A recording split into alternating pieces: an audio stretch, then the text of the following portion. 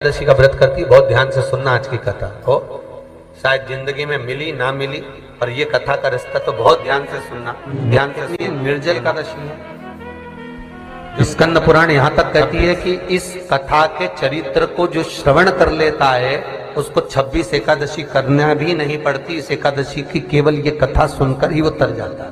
बहुत ध्यान से सुनना इसको, कथा तो बड़े भाव से सुन लो इसको, है बड़े प्रेम से।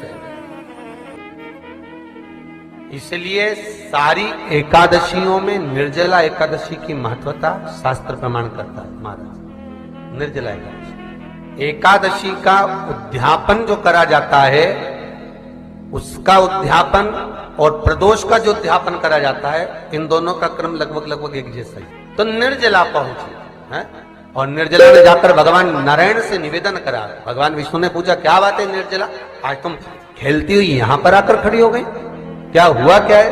क्या तुमको गौलोक धाम में आनंद की अनुभूति नहीं हो रही जो तुम बैकुंठ में आई हो? निर्जला घूमती घूमती भगवान के सम्मुख में पहुंच गई। भगवान ने पूछ रहे हैं, बार बार पूछा, निर्जला हुआ क्या तुमको?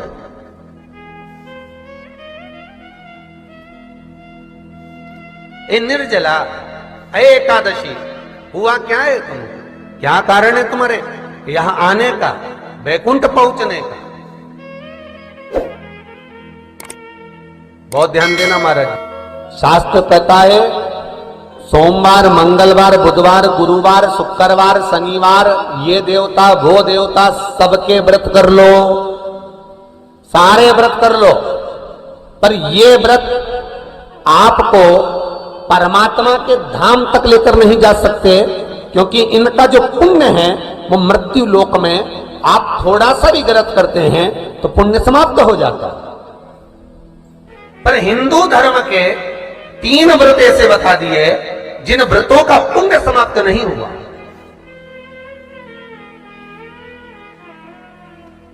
हिंदू धर्म के 3 व्रत ऐसे हो गए जिनका पुण्य समाप्त नहीं हुआ महाराज, जिनका पुण्य प्रबलता में बढ़ता गया। पहले नंबर पर एकादशी, दूसरे नंबर पर प्रदोष, और तीसरे नंबर पर शिवरात्रि। एकादशी भी 26 है तो प्रदोष भी जम के बोलते जाओ 26 है, शिवरात्रि केवल 12। हेलो दोस्तों, स्वागत है। मैं आपका दोस्त MM टोटल व्लॉग्स। आज हम पंडित प्रदीप जी मिश्रा के माध्यम से सुनेंगे महत्वपूर्ण। तो दर्शकों, इस वीडियो में पंडित प्रदीप जी मिश्रा के माध्यम से एकादशी व्रत की कथा के महत्व को बताया गया है। केवल 12, और अगर अधिक मास की पड़ जावे तो ये 13, और अधिक की आय सो 13 है। तो यहां शास्त्र कह रहा है कि 3 व्रत हमारे यहां जिनका पुण्य समाप्त नहीं हुआ, जिनका पुण्य प्रबल हुआ, बड़ा, इसलिए आज भी माता एकादशी का व्रत करती है। और एकादशी का व्रत कर कर अगर कोई जीवात्मा को देते हैं, कोई मर भी गया तो उसको एकादशी का दान देते हैं। एकादशी का उसको दान दिया है। महाराज निर्जला खड़ी है, पूछा क्यों आई हो, क्या कारण? निर्जला आई तब लक्ष्मी मैया उठकर निर्जला के करीब में गई। निर्जला बहुत सरल थी निर्जला। कहते हैं कामा एकादशी सबसे लंबी है। कौन सी एकादशी? कामा। फिर मोक्षदा उससे नीची है महाराज। और निर्जला जो है बिल्कुल छोटा स्वरूप है। निर्जला का मतलब देखा जाए तो केवल 2 चोटी करी हुई है। मस्तक पर भोर लगा हुआ है निर्जला के, माथे पर बिंदी लगी हुई है निर्जला के, सुंदर गले में तुलसी की मालाएं पहनी है निर्जला, हाथ में जो हथ फूल जैसी माताएं पहले पहनती थी, आपको ध्यान में होगा, ऐसा बड़ा फूल होता था, अंगूठियां पड़ी होती थी, हाथ में ऐसा लगा रहता। तो निर्जला हथ फूल भी तुलसी के धारण करी, बड़ा सुंदर स्वरूप है माता निर्जला का महाराज। छोटी है तो माता लक्ष्मी उनके पास में गई और निर्जला से जाकर पूछा, निर्जला तेरे आने का कारण क्या है, तू बता। नारायण आपसे पूछ रहे हैं कि क्यों आई हो, किस लिए आई हो, क्या है तुम्हारे आने का कारण? निर्जला ने कहा, मेरी विनती केवल इतनी सी है मां कि मैं ये चाहती हूं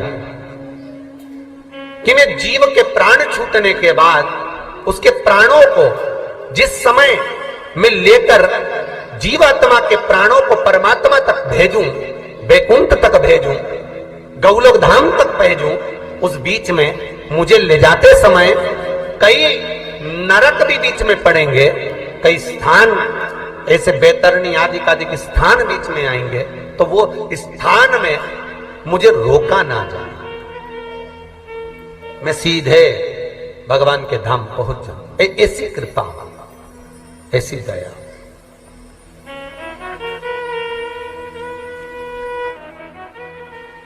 स्कंद पुराण यहां तक कहती है कि इस कथा के चरित्र को जो श्रवण कर लेता है उसको 26 एकादशी करना भी नहीं पड़ती। इस एकादशी की केवल ये कथा सुनकर ही वो तर जाता है। बहुत ध्यान। हेलो दोस्तों, वीडियो के अंत तक बने रहने के लिए धन्यवाद। वीडियो को लाइक शेयर करें और मेरे चैनल MM टोटल ब्लॉग को सब्सक्राइब जरूर करें। ऐसे ही उपायों के लिए बने रहे हमारे चैनल के साथ। श्री शिवाय नमस्तुभ्यम।